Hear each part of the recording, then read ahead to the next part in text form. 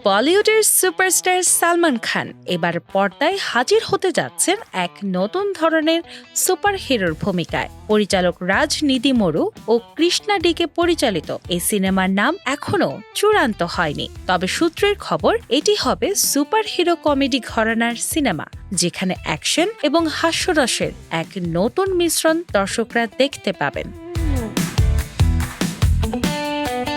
সিনেমার গল্প অনুযায়ী সালমান খানের চরিত্রটি এমন এক সুপার হিরো যিনি বহু বছর ধরে পৃথিবীকে বিপদ থেকে রক্ষা করে আসছেন।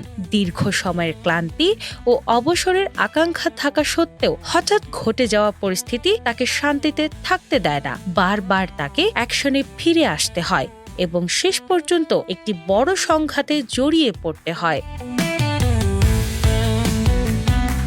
সূত্রের দাবি, এই চরিত্রে সালমানকে একদিক থেকে শক্তিশালী নায়ক, অন্যদিকে হাস্যরসের সঙ্গে মানবিক রূপেও দেখা যাবে। সূত্র বলছে, সালমান খান সিনেমার গল্পটি পছন্দ করেছেন। তিনি চান এটি একটি অত্যধিক ব্যয়বহুল ব্লকবাস্টার না হয়ে গল্পের প্রেক্ষাপট এবং চরিত্রের সাথে সামঞ্জস্যপূর্ণ বাজেটের সিনেমা হোক।